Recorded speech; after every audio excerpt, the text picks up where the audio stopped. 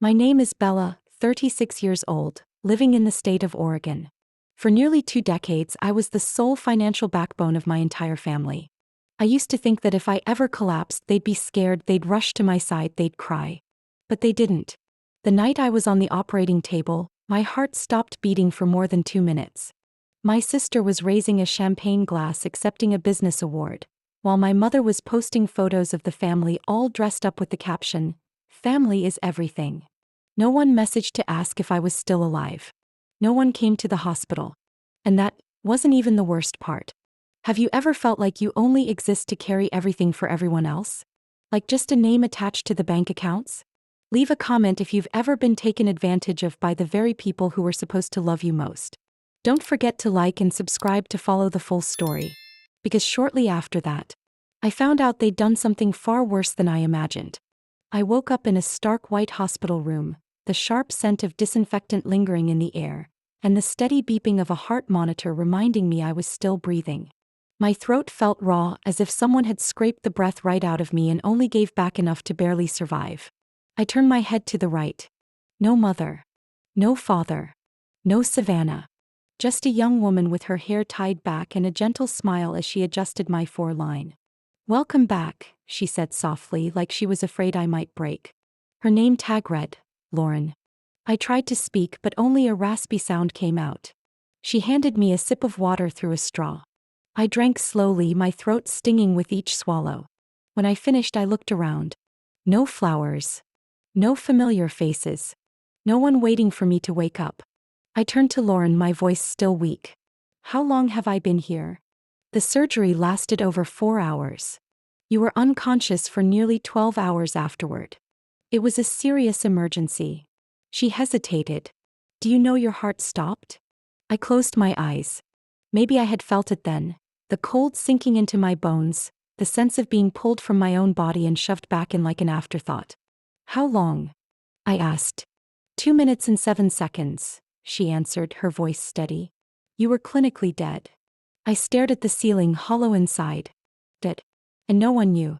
No one came. I reached for the phone on the table. 27% battery. I unlocked it. No missed calls. No texts asking how I was. Only one message from my mother: "Get some rest. Your father and I need the quarterly report sent before 9 a.m. tomorrow. Don't forget to include the detailed revenue breakdown." Below it, a message from Savannah sent less than an hour ago. "Are you feeling better? I need the transfer today to lock in the factory deposit. Can you send it soon?" I didn't reply. My hand dropped the phone onto the blanket, my throat tightening, not from pain but from the bitter chill of being invisible. I had carried this family on my back. Paid off my father's business debts 3 times. Took Savannah to her first gynecologist appointment before she even graduated high school. I was the one who mediated every family argument. And now I had died. And they didn't show up. Lauren looked at me, hesitating before she sat down on the edge of the bed. "I probably shouldn't say this," she whispered, "but I think you should know." I turned to her, my eyes dry. "This morning, a woman in red designer clothes and high heels came to the hospital. She said she was your sister. Savannah." I nodded. "She came to the front desk, never asked to see you, never checked with a doctor. She just dropped off a signed document and told the staff to proceed with some event going on at the Vine Hotel." I struggled to sit up. My body felt torn apart, but I still managed to ask, "What document?" Lauren looked troubled. "A waiver of responsibility. It meant if your condition worsened, the hospital wouldn't need to contact your family." She claimed you had pre-signed it, but the signature looked strange. I didn't remember signing anything like that. Lauren continued, "I checked the records. That document was submitted just after your surgery began. While you were on the table. There's no way you could have signed it." I leaned back, my heart racing. Savannah had come to the hospital, and the only thing she did was ensure no one would be held accountable if I died. So she could go back to her wine launch party? I closed my eyes. In my mind, I saw her, red silk dress, lips curled in a smile under flashing lights. Maybe at the exact moment my heart stopped, she was getting a toast. Maybe Mom was proudly calling her our accomplished daughter. Me. I was sinking into a dark hole and no one even bothered to look back. "May I borrow your phone for a moment?" Lauren asked. I nodded. She checked the call log and shook her head. No one returned the hospital's calls. We reached out 3 times to the emergency contacts you listed. No answer. No call back. I stayed silent for a long time. Lauren stood to leave, but I called out, Could you stay for a bit? She nodded. I'm not your family. But if you need someone who actually cares, I'll stay. I turned my face away as tears finally spilled. The first time in years I'd allowed myself to cry in front of someone. Lauren said nothing more. She simply stayed quietly beside me as if she understood that what I needed wasn't comfort. It was a witness. Someone to see that I was still alive. Someone who didn't look away while I was dying. And that was the first moment I realized. Coming back to life didn't begin when my heart started beating again. It began the moment I no longer wanted to return to the people who had already left me behind. The next morning, Lauren brought me a cup of chamomile tea, setting it gently on the table beside the bed. I was staring at my phone screen, still seeing nothing but transactional messages from my mother and Savannah. Not a single genuine question. Not one real call for me. Claire is here, Lauren said softly. She's waiting in the hall. I brought her up like you asked. I nodded. Claire was my private attorney, the only person I had ever trusted during all those years I had to speak for my father's company in legal meetings. The door opened quietly. Clara stepped in wearing her usual soft gray suit, her posture elegant, her eyes calm but sharp like velvet hiding steel. She sat next to the bed, placed a document folder on the table and opened it without saying a word. What's going on? I asked, my voice still hoarse. She slid a copy of a medical power of attorney toward me. My name was clearly printed in the grantor section, but the signature. I stared at the faded black ink smudged near the edge. This isn't your signature, Clara said. I compared it to your previous documents. The stroke is completely different. And more importantly, the timestamp on the form is while you were in surgery. I sat silently, holding the paper as a chill ran through my body. Who signed it? Savannah, Claire replied. I reviewed the hospital's security footage through a friend on the board. She showed up at the front desk, requested urgent power of attorney status, and dropped off this document. No one witnessed the signing. She claimed you had already signed it and she was just delivering it. I sat frozen. In my head, all I could hear was the sound of rushing wind. I imagined Savannah walking down that hospital hallway, stepping over my life like it was an old briefcase she no longer needed. Why? I asked. Why would she do that? Clara slid another file across the table. Because of this. I opened it. Inside was a statement from the insurance company. A transaction had been made on the exact day I was admitted to the hospital. A $75,000 advance from my personal life insurance policy, sent to a business account under the name Savannah Lowe Partners. What did she tell the insurance company? I asked, my voice starting to turn cold. She used the power of attorney as proof that you had consented to allow financial action in the event of a medical emergency. It was all set up very cleverly.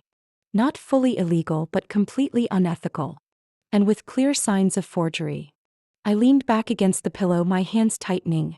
So if I had died, she already had the money in hand? Clara nodded. And no one in your family would be held responsible because you had authorized it. Lauren stood silently in the corner, saying nothing. I turned to her, my eyes locking on the truth now laid bare. She came to the hospital. Not for me. Lauren gave a quiet nod. Not to wait for me to wake up. Not to hold me if I survived. But to be prepared in case I didn't. Clara looked at me, her expression serious. I need you to understand something clearly. Legally, this could qualify as fraud.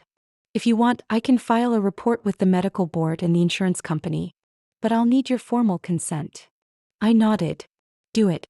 I want everything documented.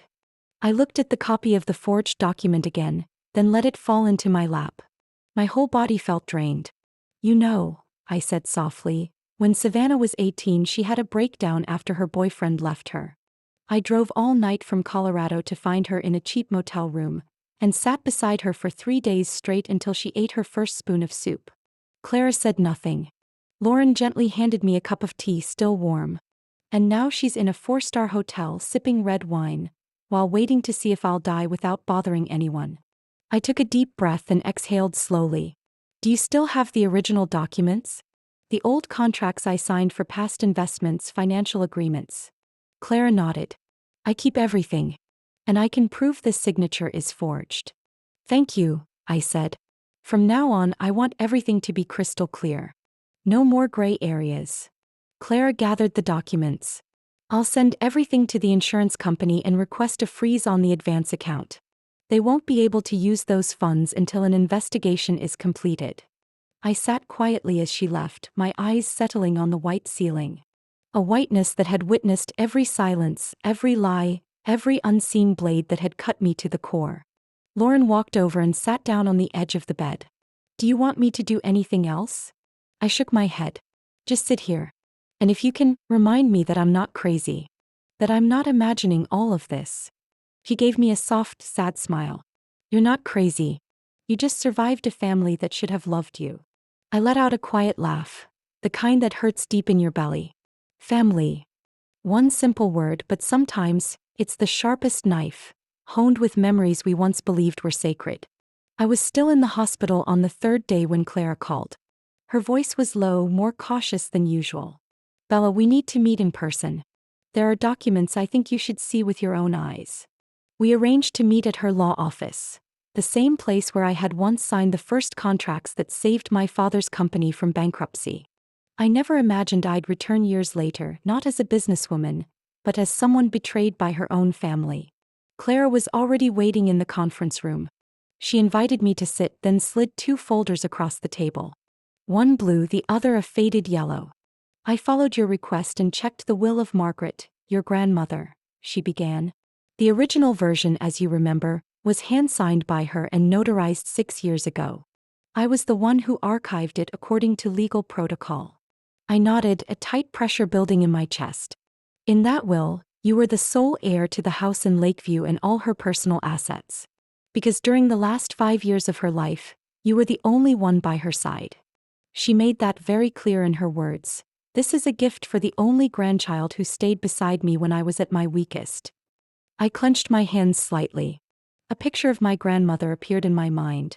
Her small frame, the gray wool blanket, the scent of jasmine tea I'd make for her every evening. I could never forget the way her trembling hands clutched mine during her worst pain, or the way she whispered thank you as if I were the one giving her a reason to breathe. But in the state notary database, Clara continued, there's another will on file. It was submitted about 8 months after your grandmother passed. I looked up, my eyes beginning to sting. You mean, after she died? Exactly. This new version only exists as a digital copy. There's no physical original to verify, and the signature appears to be copied. In it, you and Savannah are listed as co-heirs.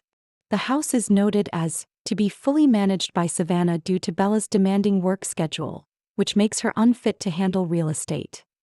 I went silent for a moment. Unfit. I repeated, barely believing it. That's the wording used in the file. There's also a footnote stating, Savannah has shown particular interest in preserving the family estate's traditional values. I let out a dry laugh. Interest? She didn't even show up to the funeral. I had to read the eulogy while my mother answered phone calls, and Savannah was posting concert photos from Seattle. Clara stayed quiet, letting me vent. I flipped through the folder, scanning each line like every word was a needle. Is there proof of forgery? Asked, my voice lower now. Yes. The ink on the signature is smudged. And the pen stroke stops abruptly at the end of your grandmother's name, like someone tried to imitate her tremble but couldn't get it right. Also, the handwriting in the notes section is completely different from her past letters. I looked Clara in the eye. Who do you think did it? Could be your mother. Could be Savannah. Maybe both. I nodded slowly, every vein in my temples pulsing with pressure. What about the house? I asked. Who holds the title now? It's under Savannah's name. Transferred 2 months ago. The paperwork was notarized, but I suspect the legality is flawed. I've requested surveillance footage from the notary office and filed a formal complaint with the local judicial board. I leaned back in the chair. That house wasn't just bricks and concrete. It was where I'd retreat when the world became too loud. Where my grandmother and I knit scarves through freezing winters. The only place in my life where I felt loved without having to earn it. That house, I said quietly, saved me from depression. I once dreamed of turning it into a small photography studio. She used to say if I was still breathing after she passed, then that house would be the one safe corner in the world meant just for me. Clara paused briefly, then said gently, Bella, if you want to take legal action, I'll stand by you all the way. But you need to understand, this will be a long legal battle and it will bring up a lot of pain. I clenched my hands. Not as painful as walking through that house and knowing they stole it from me in the filthiest way imaginable. Clara nodded. Then I'll proceed step by step. We'll start by verifying the forgery and file a petition to freeze the current ownership. I stood up, my eyes gazing through the tall window. The afternoon sun was fading across the tops of downtown buildings. That golden light softened the sharpness in my chest. I used to think the deepest betrayal came from someone you loved turning away. But now I understood. The deepest betrayal is when your family uses the most sacred things to deceive you, and believes you'll never notice. I didn't answer any of my mother's calls after Clara confirmed the will had been illegally altered. The texts kept coming, sometimes gentle like check-ins, sometimes guilt-tripping under the guise of concern, and sometimes long rambling monologues painting me as an ungrateful daughter abandoning her family in crisis. I had grown used to it.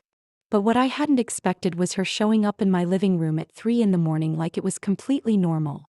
The alarm blared when the front door opened using an old code I had forgotten to change. I ran downstairs in a thin robe, heart pounding, thinking it might be a break-in.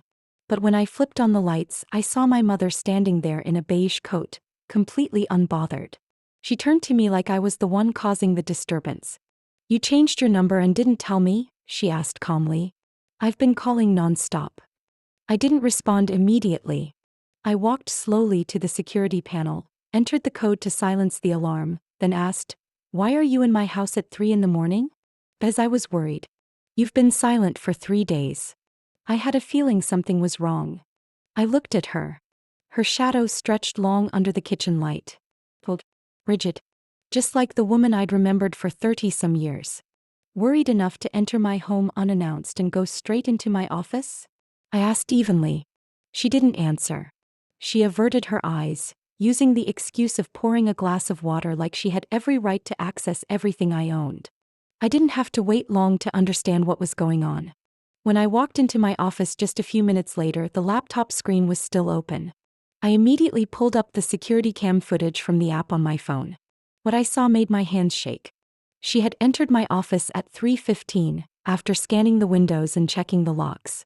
She sat in my chair, opened the laptop and typed something. I zoomed in on the frame. She was clearly accessing the company's accounting system using the backup login I had shared once when my father said he needed urgent financial reports for an audit. In under 2 minutes, my mother transferred $80,000 from the Dallas branch reserve account to a bank account under the name Richard Lowe, my father. I sat still for several seconds after watching. A flood of questions crashed in my mind.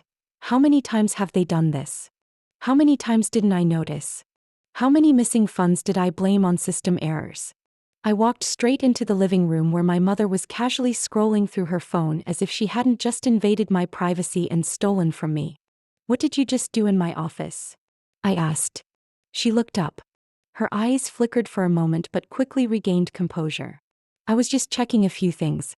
Your father urgently needs to pay for a materials contract. If it's late, there will be penalties. And you thought you had the right to pull $80,000 from a company account I manage without asking me?" She sighed, clearly annoyed. "You always overreact. This is for the family. You think just because you're successful now, you don't need anyone anymore." I nodded slowly. "I just want you to acknowledge what you did. You logged in using the backup credentials I once gave you. You moved company funds without authorization. You accessed my personal device. And all of it, every second, was recorded by my security system." She froze. I could see the tension in her back like a drawn wire. "What are you going to do?" she asked, her voice lower. "I'm sending all of it to Clara. And if you really believe what you did was out of love, then you should be prepared to explain it in court like everyone else." She shot up from the chair, the legs creaking sharply against the floor. "You're going to sue your own mother?" she snapped. "You really want the world whispering that Margaret Lowe's daughter is dragging her own blood to court?"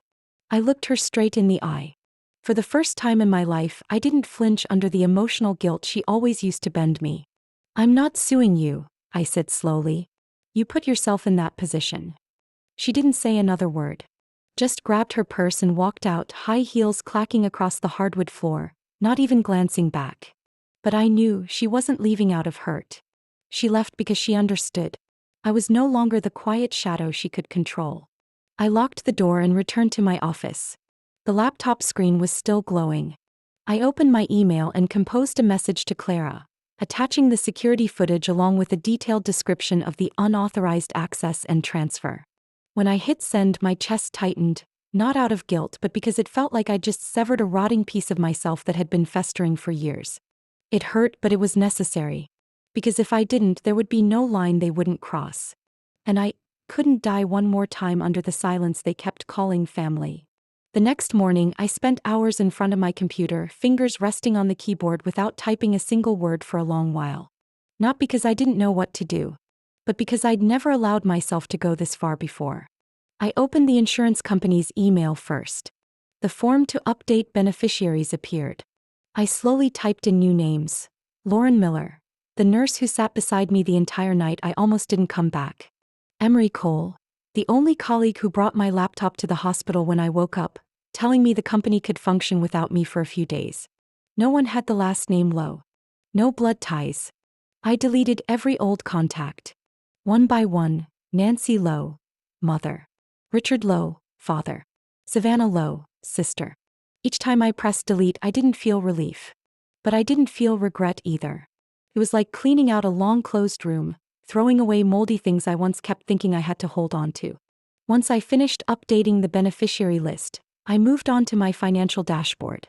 Clara had already helped me transfer every investment, savings account, and personal asset into a new system where only she and I had access. Every secondary authorization was revoked. I logged into the old account one last time and reviewed the access history. There were at least 8 logins from my father's IP address in the past 3 months. I wasn't surprised anymore. Just bitter. Emery texted me, "Let me know if you need anything. I'm near the financial district. Can swing by in 10. I typed back, "No need. I'm doing the most important part. Doing it myself helps me remember how far I've come." After finishing the financial accounts, I moved to the final step: emergency contacts listed on my medical and legal records. For the past 20 years, my mother had always been the primary. Every time I got into a fender bender, had a stomachache at midnight, or even just went for a checkup, the hospital would call her. And the one time they really needed to, when I was dying, she didn't pick up. No one did. I lay in an ambulance, motionless, alone, with no hand holding mine. I chose Lauren as my new medical proxy. She had never asked me for anything, never needed anything from me, but she was the only person who held my hand when I woke up and said, "You're safe now." I opened a new note file and documented every change. Dates, reasons, the list of new accounts, security codes, authorized contacts. I saved it both on my computer and on a private hard drive. Nothing left out. This time I wouldn't give them a chance to find their way back. Around noon, I made myself a cup of peppermint tea and sat out on the balcony. The soft sunlight warmed the backyard where I had once planted a few lavender bushes my grandmother left me. The scent reminded me of the house in Lakeview, where I used to brush her hair every morning, read to her every night, and quietly wished I'd have enough money one day to fix the creaky porch we used to sit under during summer evenings. I pulled out my phone and opened my contacts list. Scrolled through the familiar names, then without hesitation I started deleting. That Savannah. I didn't change my number. But they would no longer exist in my contacts. If they called, it would show up as unknown. Because to me they had become strangers. Just as I finished, Emery stepped in holding a paper bag. "I got you salad and whole grain bread. I don't know if your appetite's fully back, but I'm not letting you skip meals anymore." I gave a soft smile. "Thanks, Em. I got a lot done today." She sat beside me and handed over a plastic container. "What part did you finish?" "All of it," I said, staring out at the garden. I revoked all their access, pulled every asset, updated the beneficiaries, changed the emergency medical records, and created an independent archive system. And I'm seriously considering shutting down the subsidiary where my dad still holds backup account rights. Emery nodded, asking nothing more. We had lunch in silence, only the sound of the breeze through the glass and spoons tapping against the lids. "Do you ever regret it?" she asked softly. I set my spoon down. "Yeah. But not for doing it. I regret not doing it sooner. They used me like an ATM for 20 years. I thought I was preserving the family. But the truth is, I was preserving a wound that never healed, then blaming myself every time it bled." She didn't say anything. She just reached out and gently touched my wrist as if to affirm that I was no longer alone. I leaned back in my chair, eyes still on the garden. I used to believe that if I were good enough, sacrificed enough, loved them enough, they'd change. But some people don't want to change. Because they know no matter what they do, I'd forgive them. They never thought I'd take everything back. Emery set her tea down. "And now? Now there's nothing left to take. No money. No access. No opportunity. No fake affection." I closed the door. And this time I locked it. I was sitting at my usual cafe near Clara's law office when my phone buzzed. An unknown number. I almost didn't answer, but something made me pause. I swiped the screen. A message appeared, just a few lines. "My name is James. I believe I'm Margaret's biological son, your grandmother. I have proof they deceived you." I stared at the text for a long while. My heart raced, not out of fear but because something deep inside me had just been shaken loose. I replied simply, "Can we meet in person?" His response came almost instantly. He sent the address of a second-hand bookstore in the Fremont area, along with a photo of himself standing outside with a cup of coffee in hand. I drove straight there, my hands still a little shaky. James looked to be in his early 40s, tall and lean, with calm eyes that belonged to someone who'd spent most of his life being left out of family photos. When I walked in, he stood to greet me and handed over a small USB drive inside a brown envelope. "I don't want to interfere with your family," he said, voice even and quiet. "But I don't think Margaret would forgive me if I stayed silent. I was never allowed to claim her as my mother, but I know, at the very least, she cared for me in the ways she was allowed." I opened my laptop right there and plugged in the USB. Inside was a single video file, carefully labeled, April 12th, Lakeview House. I hit play. The frame was shaky at first, then stabilized. My grandmother was sitting in her cream-colored armchair near the window, the same one where I used to knit beside her in the afternoons. Her eyes were foggy, her face no longer sharp like it once was. Her memory had already started to fade, I knew that. But what I saw in the video was something more disturbing than confusion. My mother was standing next to her, holding a stack of papers and a pen. Savannah sat beside her, arm around my grandmother's shoulders, smiling, but with a glint of calculation in her eyes. "Just sign right here, Mom," my mother said, her voice syrupy enough to make my skin crawl. "I'll read you each line." My grandmother pressed her lips together. "I don't remember. Where's Bella?" "Bella's busy. She's on a business trip, but she agreed already," my mother replied instantly. "This is just a minor update. Nothing changes. Just sign for peace of mind." Savannah leaned in, took my grandmother's hand and placed the pen between her fingers. "We need to file the paperwork before the weekend to finalize the title transfer. Remember? I already spoke to the attorney." My grandmother shook her head, eyes beginning to tear. "I don't understand. Bella's the one who takes care of me." "She's busy, Mom. She's not suited for managing property. She's a finance person. No time for this kind of thing." My mother smiled, but her eyes drilled into her. In the next moment, I saw my mother squeeze Savannah's shoulder, then lean in and whisper, not quietly enough for the camera mic to miss it. "Bella's too stubborn. She'll never sacrifice for the family unless we corner her." I didn't take my eyes off the screen until the video ended. James remained seated, silent, not interrupting once during the clip. When I unplugged the USB, my hands were ice cold, as if all the blood had drained from them. "When did you record this?" I asked. "That day I stopped by to pick up some old things Margaret left for me. No one knew I was there. I had a small camera in my jacket. Later I came back quietly to grab some vitamins she asked for. When I heard voices in the living room, I stopped by the door." I looked at him, overcome with both gratitude and sorrow. "Why did you hold on to it until now?" "I didn't think you needed to know.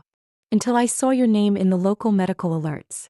I realized, The only person Margaret ever truly trusted nearly died on an operating table, and your family kept posting party photos. I leaned back in my chair, closing my eyes. My head felt like a tangled box of cords. Each cord a memory pulling me back.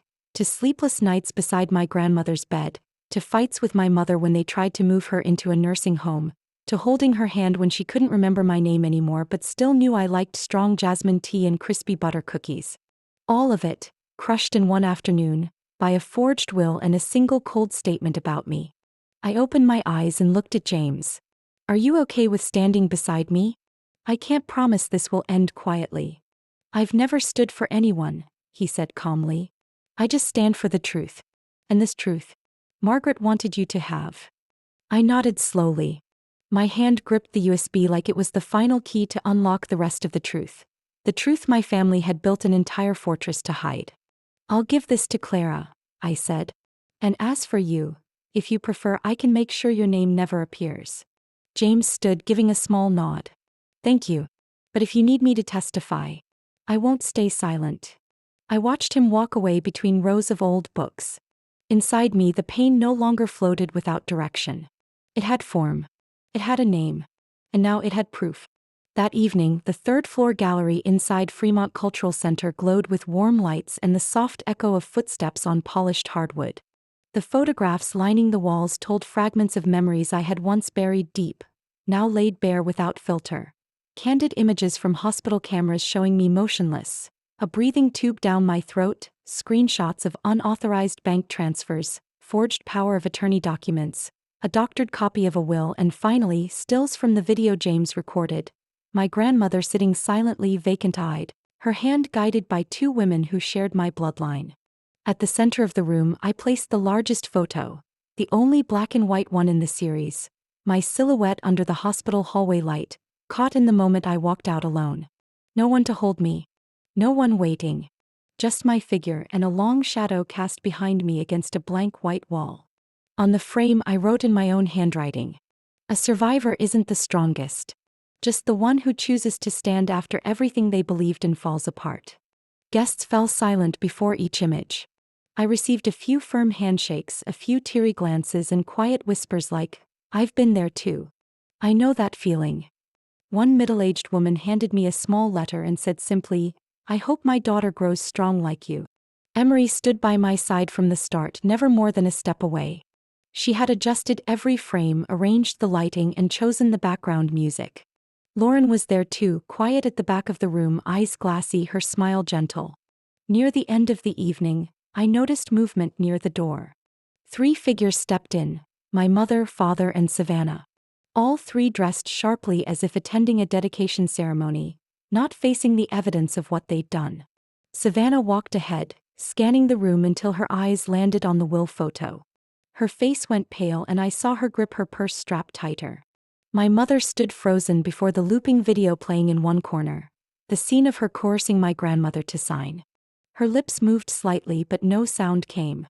My father stayed in the back, silent, unreadable, watching everything. I stepped onto the small platform at the center of the room and picked up the microphone. A soft spotlight fell over me, not harsh, just enough to hush the room. "Thank you to everyone here tonight," I began, voice steady and low. "This exhibition isn't just a collection of photos. It's a journey. The journey of someone who once believed that family was the safest place to return, until she learned it could also be where wounds cut deepest." I paused, eyes sweeping across faces. Friends, colleagues, strangers who once messaged me their own stories, and the 3 people I used to call my family. I flatlined on an operating table. 2 minutes and 7 seconds. And during that time no one came. No one asked. No one even paused to see if I was still breathing. But that night I came back. Not because of a defibrillator. But because I realized, if I survived, I couldn't stay silent. I couldn't keep playing the shadow, holding up someone else's facade of a perfect family. A sniffle came from the middle row. I didn't turn. Kept going. These photos aren't revenge. They're evidence. Scars that healed but still remain. I didn't invent a narrative. I simply documented the truth. And I'm sharing it, so someone out there, someone who feels small, invisible, or alone in their own home, knows they're not crazy, not weak, and not wrong for choosing to walk away from something called duty. I set the microphone down. I didn't feel lighter, but I no longer felt crushed. I stepped off the platform and walked past the three still figures. My mother spoke first, low enough for no one else to hear. "You're disgracing our family name." I looked at her. No. I just stopped keeping quiet so the family could keep pretending. Savannah grabbed my arm. "Bella, this has gone too far." I pulled her hand off. "Not as far as the day I was lying there with no heartbeat, while you signed paperwork to profit from my corpse." She stepped back, face pale. I kept walking, never turning back. Behind me, murmurs rose. Someone began talking about what they had seen in the photos. The faces once protected by reputation now stood exposed, nowhere left to hide. From the corner of the room I watched them. My mother was the first to lower her head and leave. My father followed. Savannah lingered, but eventually the weight of surrounding stares pushed her out the door too. No one stopped them. No one looked away. I turned to Emery. She said nothing, just placed her hand on my shoulder and gave it a gentle squeeze. Only then did I realize I was breathing steadily again. Not bracing. Not holding my breath. That morning, I had just walked out of a meeting with a client when my phone rang. The caller ID showed Memorial Hospital. I hesitated for a moment, then answered. "Hello, we're trying to reach MS. Bella Lowe," a woman's voice said clearly, professionally. "This is she. I'm calling from the hospital's billing department. We need to confirm your signature on the financial documents for patient Richard Lowe, currently under post-stroke care. The total bill to date is $300,000. I froze. "I'm sorry, what did you say?" "We've received medical authorization paperwork signed by you, listing you as the financial guarantor. The payment request includes a signature and ID code matching your previous records. We just need transfer confirmation within 48 hours. I gripped the phone. A cold chill shot down my spine. I've never signed anything related to Richard Lowe's hospital costs. I am not his guarantor. The woman paused. "Would you be able to provide formal documentation stating that? Because in our system, your medical proxy authorization is still active." I didn't say another word. Just replied, "My attorney will be in touch." I hung up and immediately dialed Clara. She picked up after one ring. "Clara. They're doing it again." She didn't need to ask. "Medical records? They're using old documents to pin a $300,000 hospital bill on me. I suspected this after the exhibit. I've already prepared a packet invalidating all power of attorney files, including the forged ones. I'll send them to the hospital's legal team right now." I sank into a chair, my chest tight. "Are you certain?" 100%. We have digital confirmation that you removed yourself from all legal and medical representative roles. We have the court-stamped authorization showing the updated proxy list. And most importantly, you haven't had any legal obligation to them since 4 months ago. Clara sent the documents within 30 minutes. I sat quietly in my office watching the screen as the email was sent, complete with her e-signature, like finally holding an umbrella just as the storm broke. An hour later, the hospital called back. It was the legal department. "Hello, Miss Bella," a calm male voice said. "This is Mark from the legal office at Memorial Hospital. We just received your attorney Clara Ramsey's documents. First, I want to apologize on behalf of the hospital for the confusion and any distress we've caused." I stayed silent, waiting for the more important part. "We confirm that the falsified documents recently submitted for the billing of Mr. Richard Lowe are invalid. Your previous medical authorization has been officially revoked per regulation. You no longer carry any legal responsibility for his treatment or medical expenses. All financial requests will be updated accordingly. A formal confirmation will be sent to your personal email." I exhaled, just a short breath but enough to feel my body slowly relax. "Thank you," I said. "We're working with the legal department to identify who submitted the forged paperwork. If you need the hospital's support during any separate legal process, please don't hesitate to reach out." I nodded, though he couldn't see it. After the call, I got up and walked to the window looking out at the street below. Strangers passing by one another, no one knowing what burdens the other carried. Maybe some of them were like me, holding themselves together so they wouldn't get pulled into the invisible cycle others call obligation. A text from Savannah came late in the afternoon. I heard Dad's in the hospital. Did you sign yet? The hospital's pushing hard. Mom said they won't hold the bed without full payment. I didn't respond. Less than 10 minutes later, another message appeared. Please don't be heartless. He's still your father. I set my phone down on the table and watched it buzz 3 more times before it fell silent. I didn't feel hurt anymore. Not angry either. Just a clarity sharper than anything else. They had never thought they were wrong. They just thought I'd always be the one who forgives. What they hadn't expected was that I had stopped. That evening, Clara called just to confirm one last detail. The hospital sent me a scanned copy of the forged signature. It was submitted from a personal IP address, matching the registration of Savannah's secondary email account. I closed my eyes, unmoved. Do you want me to send a formal lawsuit notice? Clara asked. I walked to the table and poured myself a glass of water. Watching the light reflect on the glass, I answered. Not yet. Leave it for now. I don't need to bring them down. They're already digging a hole deep enough that all 3 of them won't be able to climb out. I sat out on the balcony of my new apartment, feet propped up on the railing, a cup of warm tea in hand, as the sunset spread across the sky like a bronze velvet curtain. In the distance lay Portland's early fall skyline, rooftops dipping low, trees starting to shift colors, and a soft breeze brushing past my shoulders, carrying the scent of burnt wood and decaying leaves in a strangely comforting mix. Emery had just uploaded the final version of the Survivor photo series to the website. She was inside packing our suitcases, and I sat quietly waiting for the last message I knew would come. It arrived at 6:47 p.m. A message from my mother. We're still family. How could you turn your back on us like this? I stared at that line for a long time, not rushing to respond. I tilted my face to the sky, letting the tightness in my throat drift off with the wind. After a few minutes, I typed each word slowly, like sealing a door I had finally closed. I turned away from death. Not from family. Because real family never existed. I hit send, then locked my screen. Not long after, Emery returned with 2 cups of hot cocoa, her sharp eyes catching my expression. Your mom texted again? She asked. Same old line, I said. But this time I answered. And it's the last time. She didn't press further. We sat together, quietly enjoying the first true moment of peace after months of fighting through deception and damage. My phone buzzed again, but I no longer flinched. A financial news alert flashed on the screen. Court confirms bankruptcy of Lowe Partners. Assets seized, including Savannah's wine brand. Below it was a photo of my grandmother's old house in Lakeview, sealed shut, the rotting wooden fence wrapped in bright red legal notices. I didn't feel triumph. Just an odd stillness, like after a storm has passed and left only bare ground. No trees. No noise. And no one left to hold me back. Emery rolled our suitcase to the door. 9 o'clock flight. You ready?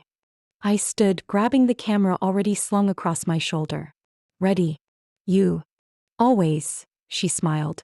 The international terminal was busier than usual that night, but I didn't feel overwhelmed. In my hand was a ticket to Iceland, where glaciers stretched endlessly, waterfalls tumbled like fairy tales, and no one woke me up to demand a wire transfer. Lauren was already waiting at the gate. She had been the first to say my name when I woke up after surgery, and now, still the one holding a second coat in case I got cold. You bring film? She asked, eyes lighting up at the sight of my camera bag. I did. And my grandmother's old lens too. The 3 of us boarded, seated side by side, sharing headphones and playing the classical playlist Emery had queued up earlier.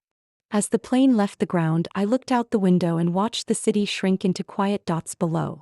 A part of me stayed behind, but only the oldest part, the one that had died during those 2 unnoticed minutes without a heartbeat. We landed in Iceland just as morning broke.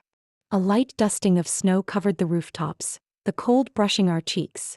Yet it felt less chilling than any silence I'd ever endured in that old house. That afternoon I stood on a moss-covered hilltop, set up my tripod and began shooting. No theme. No script. Just light, wind, and me. Emery sat nearby unpacking snacks while Lauren brewed coffee.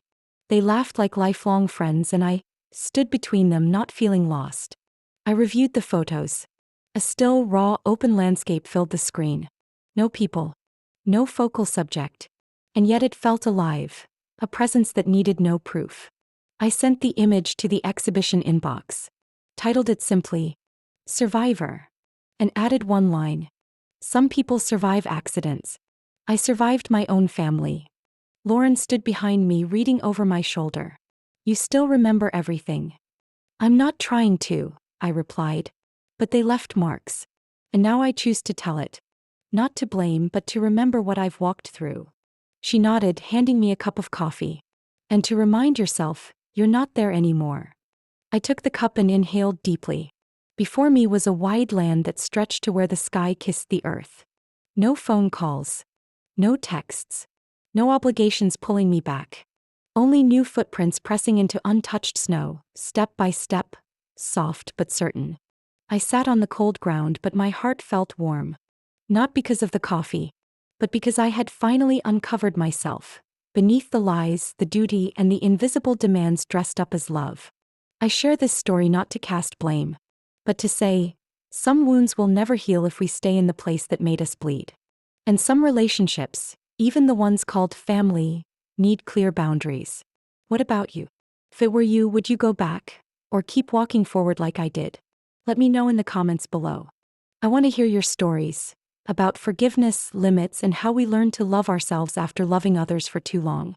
And if my story spoke to you, don't forget to follow the channel to stay with me through the journeys to come.